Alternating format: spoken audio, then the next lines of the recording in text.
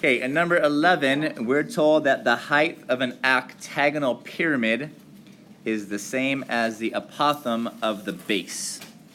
Okay, so let's see what's going on here. We have an octagon.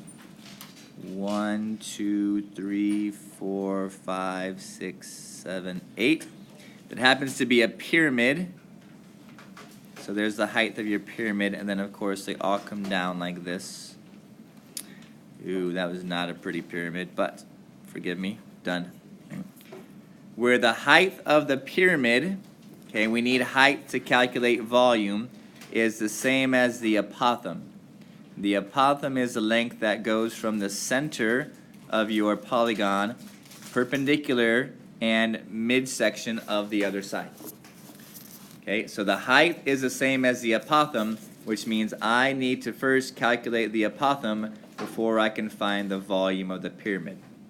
Okay, anyway, let's do that over here. Volume for your pyramid is 1/3 times the area of your base, which they give us as 45, right? The area of your base is right there.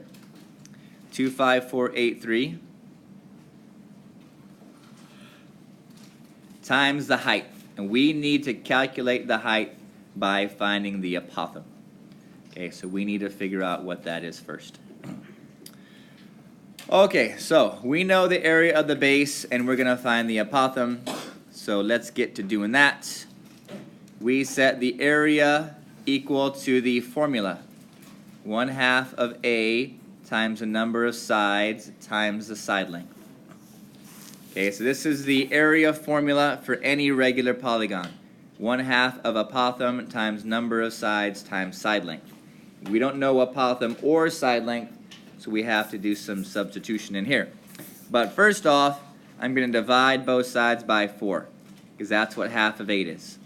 1/2 of 8 is 4, so I divide both sides by 4, and I get, so let's see, calculator divided by 4, 11.3137075 equals apothem times side length. Now, since I want to know what my apothem is, I need to figure out a way to replace S.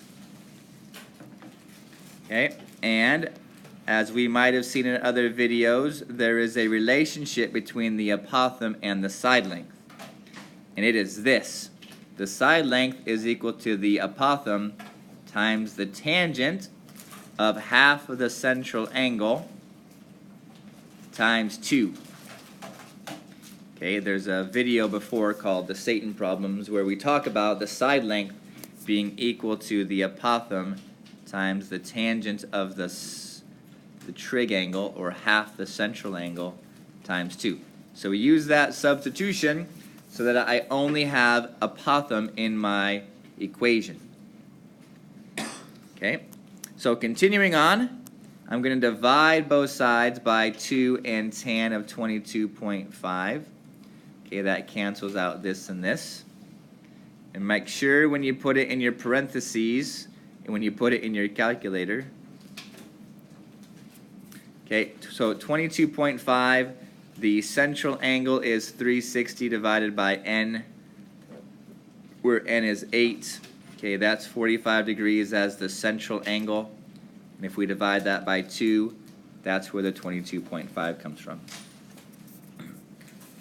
Anyway, divided by 2 tan to 22.5,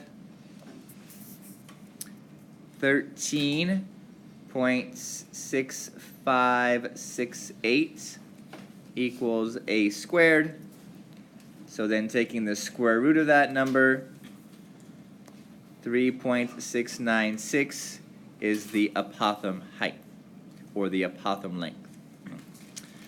Okay, so we did all that work just so that we could plug that into here. 3.696 is now the height of your prism, and I can find the volume. So that times 45.25483 divided by 3 gives me a volume of 55.747